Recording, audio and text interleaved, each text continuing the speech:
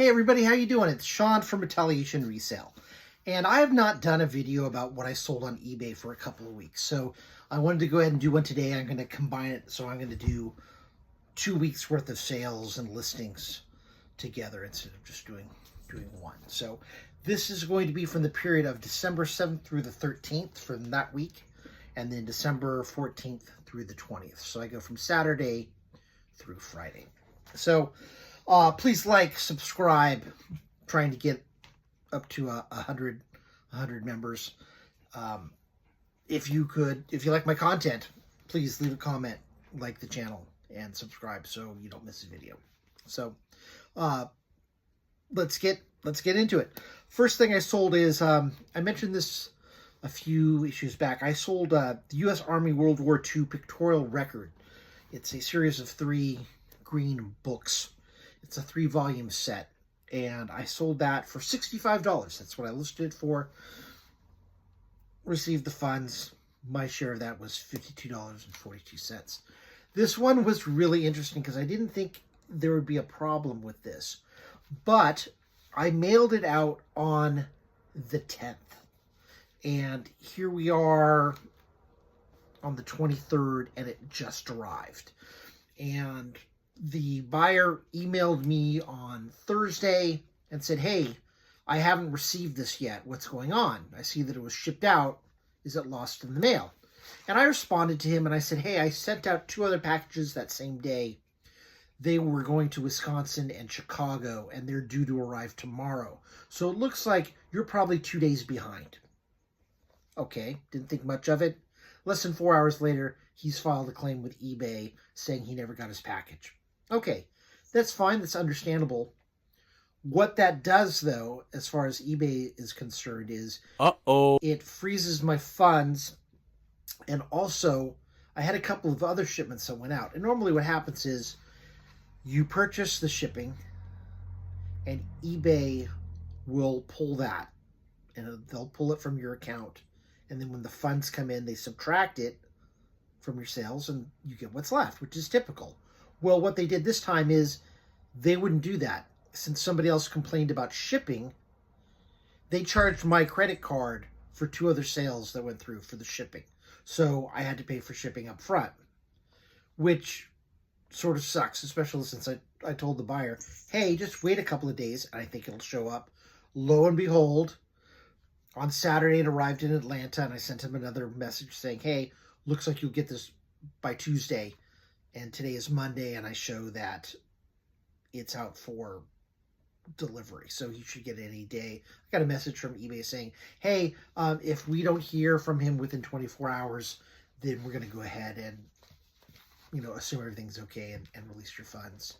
But still, it's kind of a pain in the butt. And, I explained in my message that this went out through the post office. It's going across country from the other coast.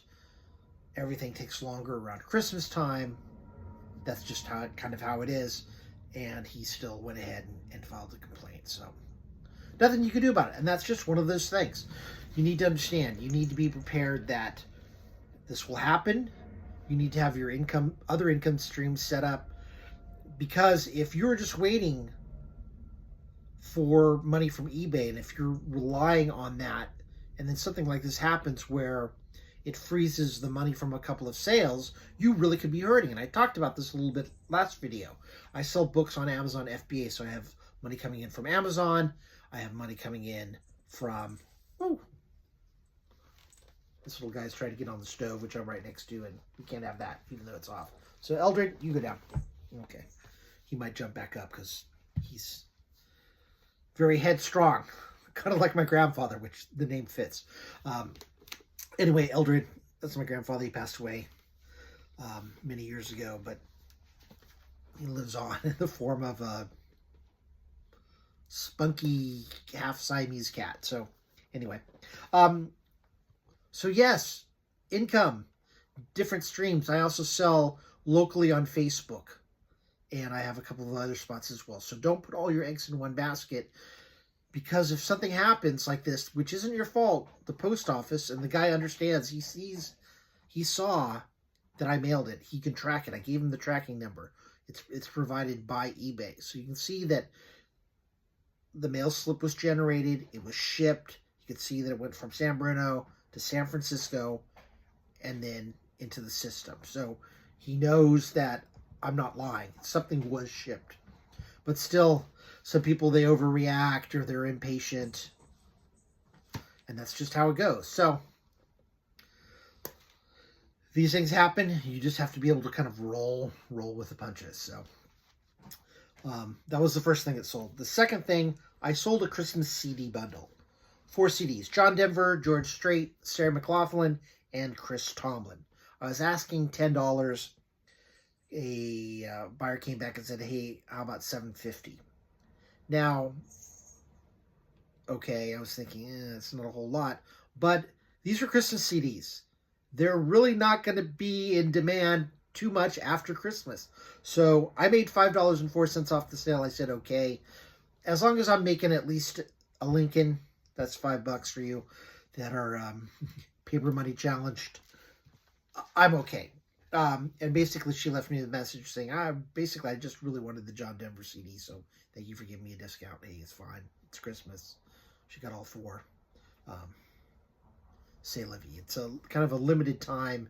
I bundled it just because I thought they're Christmas items. I could sell them for Christmas. I got an offer, so I sold them because I don't want to hold on to them for a year.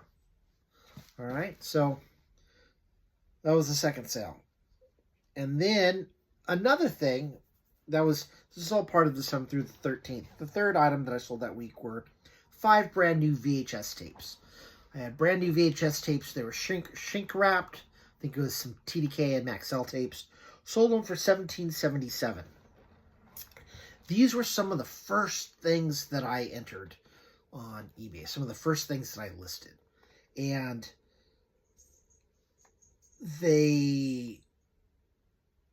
when it came up, I had put that I was going to provide postage. I was going to, pay for postage. Well, things happened in the early days and you don't quite know the system. It came up, these things were $17.77, and it came up as priority mail.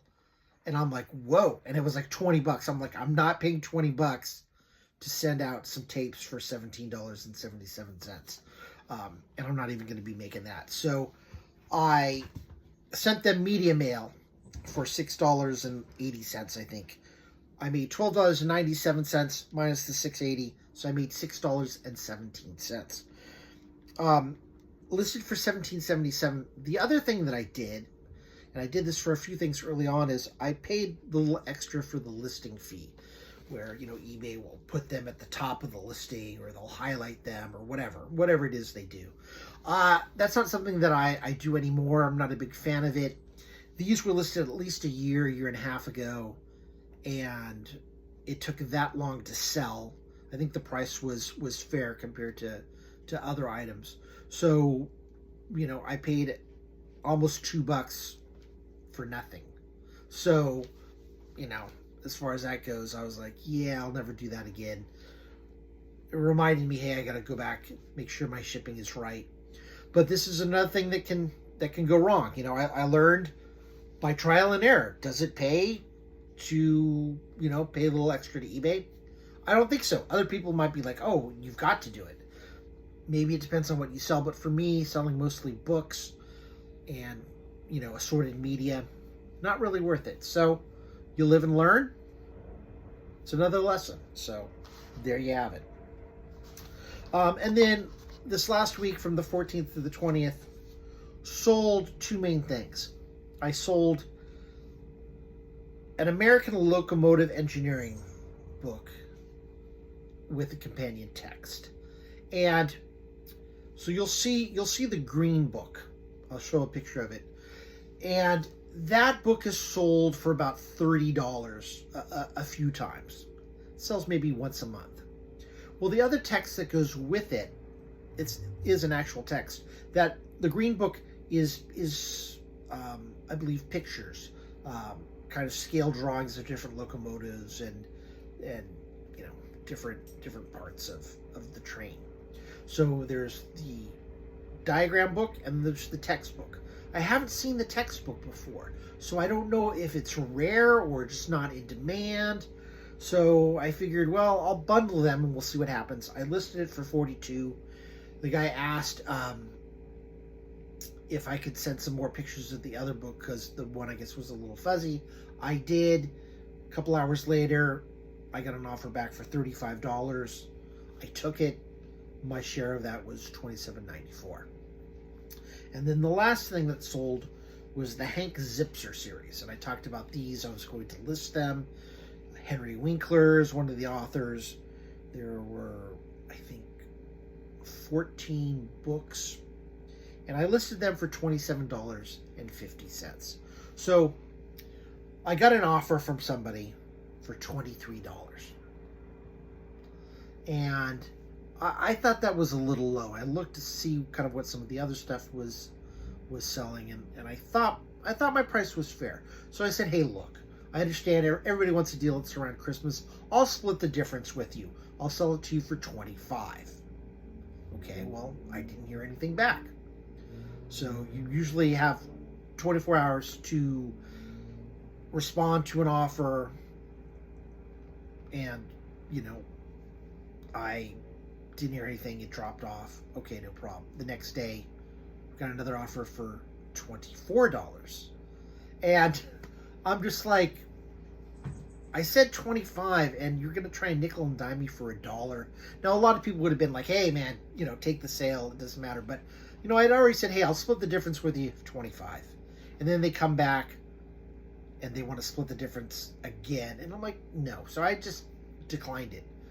The next day, same person, because you see the email, got an offer for 25, and I took it because that's what I agreed to. So, you know, I'll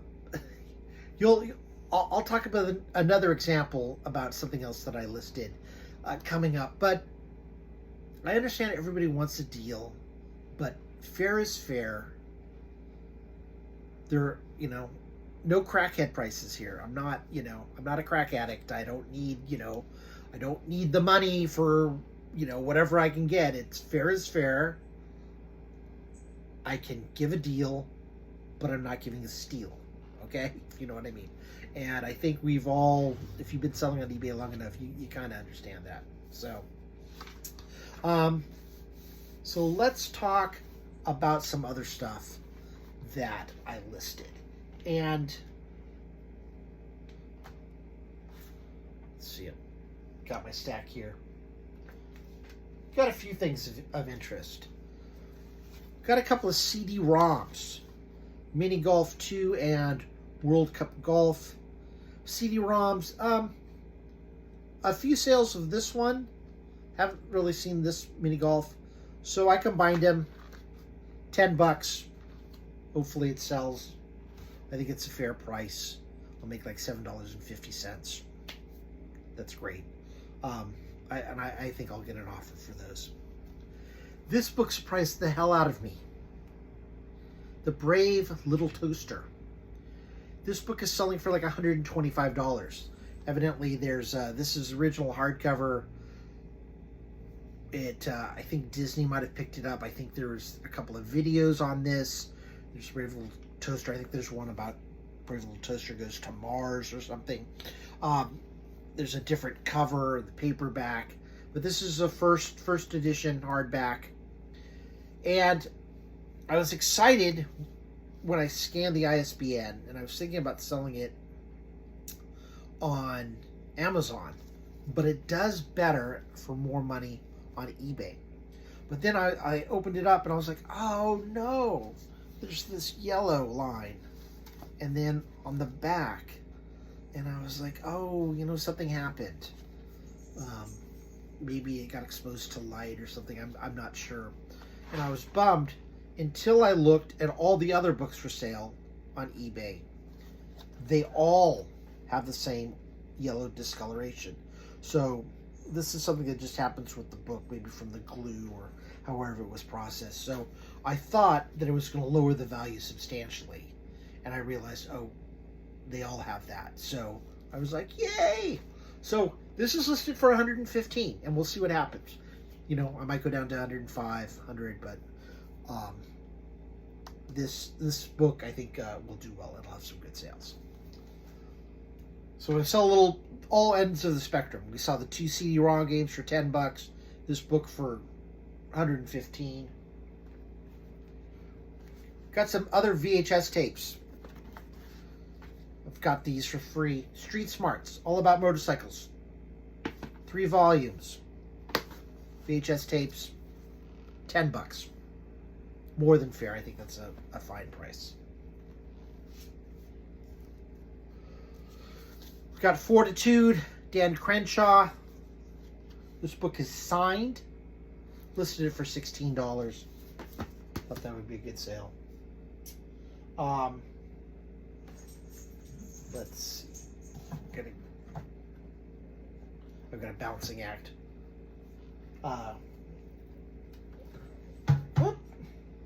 Hey, it's a broom. Okay. Monopoly set. House Divided. Listed it for $15. Still in the original shrink wrap. Never opened. I think that will be a good sale. This other one is another Monopoly set. Now this one's open. It's Monopoly Empire. It's got all these tokens here where my finger is. I'm selling this for $10. It's missing some of the smaller playing pieces inside, but this box is in pretty good shape. The board is in great shape. It's got the chance cards and the Empire cards. So I'm selling it as an incomplete set for $10. I figured I had it for a little bit more, but if I'm selling a new Monopoly game for $15, I probably can't or shouldn't sell an incomplete game for almost $15. So I marked it down to $10, and it's for people that, you know, maybe their box got crushed or they're missing some pieces. I've seen that some people sell just the Monopoly pieces as a set for like $10. So I figured, okay, we'll sell it incomplete. We'll see what happens. And then the last thing I talked about for what I listed, this one's really interesting. This is a math book. And I've talked about math before. Math is one of the only subjects that will sort of keep its value. I talk about how 100 years ago 2 plus 2 was 4. Today 2 plus 2 is 4. In 100 years 2 plus 2 will still be 4. This book is third edition of Rudin's Principles of Mathematic Analysis. It's a hardback book. This one's got, I don't know if you can see it too well, it's got a little foxing on the top. It's got these marks here on the side. That's foxing. People don't quite know why it does that. It's something about the paper and the alkaline kind of pitching out possibly sap or some kind of chemical reaction to the environment that the book's in. But this book sells for like $80 to $90. My book is in good shape. The binding is tight. It's not loose when you open it up. It's not separating. The inside is good. No highlighting in the book, but it does have that foxing. So I thought, well, it's a little cosmetic. What am I going to do? So I basically listed it for $57.50. So I listed it for about $25 cheaper than what the other books are going for, because the other books didn't have foxing. Mine does. And one thing that I do, and I encourage you to do, is join Facebook groups. And I'm a member of the Vintage Rare and Antique Book Facebook group. And I will consult it. I'll see what other people are writing. And if I have a question, I'll throw it up there. And I said, hey, does foxing affect the price of books? And in general, how much? Like, you know, a hardback book with foxing versus a hardback book without it. Like, if it has foxing, does that cut it 25 to 50% of the price? 10 to 20%? You know, does it matter? You know, so because I'm trying to get a sense of the price, because I posted this and 2 hours later I got an offer for for $30. And I was like, $30? That's kind of... But there was no message. It was just an offer. And what I said was, hey, I think I said, hey, if you give me an offer of $45, I'll sell it and get it into the mail today. And didn't hear anything back. And I'm glad I did, because I would have been shortchanging myself, because I was fearful. I thought maybe the low price was because of the foxing, the cosmetic damage. And this book is from 76 or 60, maybe the second edition is 64. But anyway, it's like 50 years old. I'm like, I didn't realize, and I'll read something, and you'll find out the book is still in use in some places. So it, it was a lowball offer. But there are people that sell courses. They talk about buying a book on Amazon and then selling it on eBay, or not just books, but different items. They can buy it on Amazon, fulfilled by merchant, which is the person that sends it from their house. They're the merchants that send it from their house, their store, whatever. And then you buy it and then list it on Amazon. Some people buy from eBay and then turn around and resell it on eBay. And I realized that's what this person was doing. It was a flip. Generally, if the book is about, and I think the model is, if the book is 90, which some of them are, they try to buy it for a third, so they can then sell it for 2/3. So they're making like 30% plus. So that's their ROI, return on investment. They buy it for 30, sell it for 60, 65, 70, and they make their profit. So that's what somebody was trying to do. I put this message out. I said, hey, how much does foxing affect the book? What do you guys think? And I got a great response. And I asked from David Wolf, and I said, hey, I love your response. I have a YouTube channel. Do you mind if I kind of quote and read what you said in your post? He said, go for it. So this is what he said. David Wolf, antiquarian dealer with 30 plus years in college textbooks here. The third edition of the Rudin book appeared in 1976, but hasn't been updated since. It is a widely used textbook. It's a widely used text, but usually in small graduate classes. And then he put in parentheses, so widely used doesn't translate to large enrollments. So for small classes, maybe advanced classes, it's used. Most professors adopting the book will order the third, as the second is no longer available from the publisher, but many will tell students they can use the second if they can find a copy cheap. Price your copy at the low end of the price range and it'll sell. Foxing won't be an issue for most student customers. Timing, however, is a huge issue. A disproportionate chunk of all sales of titles like this one happen in the fall, mid-August to the first week of September, and spring, Christmas to the second week of January, and that's where we're at. So great information. I want to thank David Wolf from the Vintage Rare and Antique book group on Facebook. Wonderful information, and that is why I am a member of these groups, to get information. I offer advice. I ask and get great advice in return. There's a woman that said, hey, I've got these books, it's a set, and how much should I price them for? And I wrote her a response, and I basically said, hey, look, I'm going to kind of come down a little hard on you, but I don't mean it in a bad way, but you basically need to do a little research. Come in with some notes from some work that you've done and say, hey, I found this information, but I'm not quite sure what to do with it. And then people are more than likely to help you. If you're just like, hey, what's it worth? You're going to need to send pictures. We're going to need to know about the different edition. But what I told her is, hey, there's 2 copies have sold of this book. One's at 70, one's at 55. So price it in between. Give yourself a little bit of margin, because someone's going to try to give you a lowball offer probably and get it cheaper. So if $55 is the lowest you're going to take, Don't list it for 55. List it for 65 and see what happens. And then if it hasn't sold in a couple of months, you can always lower it, and you kind of keep lowering it, but it's harder to raise the price than it is to lower it. So that's kind of the information I had for on that. And as far as other stuff, let's see. I've got a surgical text that I'm selling for $115. There's 2 books, one of which sold for $140. It was purchased for $140.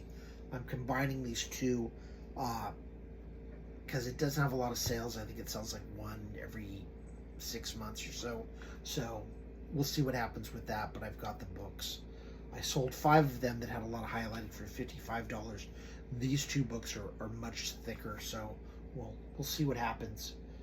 And that's about it for what I listed. And I do have some examples of what I'm going to list. So let me show you that really quickly. For whatever reason, I've got a lot of Bibles. Bibles sell, even used Bibles. So I've got this really nice Niv study Bible. It's been filled out by the previous owner. Obviously, you need to address that, show a picture of that, and in the title that it's a used Bible. It's been filled out, but people still want it because there's certain Bibles that they've had in their family or that somebody that they know has. They want matching Bibles, maybe a different color, different style, because maybe they go to Bible school, have a class, or they can leave one at kind of a his and hers kind of thing. People want their certain version of the Bible that they want, and I'm happy to sell it to them. So I've got that one. I've got there's another Cokesbury Holy Bible, and then this one, which is I think about a $60. It's a Niv Holman Rainbow Study Bible. And I'm not sure if this one is, you'll have to forgive me here. Okay, this one hasn't been presented. And I think this one goes for about $60. So there you have it. I've got 3 Bibles and I've got a couple more, but I didn't want to bring them all up. And the other thing that I've got is a Tetris light. And it's all there. I'll have to unpack it. I still have to list this. But the blue bar here plugs in, and you turn it on, and you stack the other pieces. And by stacking them, it's got a metal rail on the top. It conducts some kind of electricity to the other piece, and it lights up. So you stack these all up, and it's a light, and then you can move them and reassemble them. And these sell for, I think, around $15. So it's kind of nice. I haven't seen it before. So, and what I will do is with this, I will use the video feature. So I'll stack it, I'll plug it in, and I'll show myself stacking the pieces. I think you get up to a minute, or I think it's a minute. So you get up to a minute, and I'll show that, and that'll help sell it. And the Golden State Picker talks a lot about that.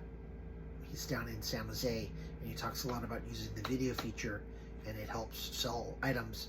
And just like the Facebook group, I watch other pickers, other resellers on YouTube, and I'm always learning, and that's what it's all about. Asking questions, learning, trying to figure things out, trying to understand, what's what. So, on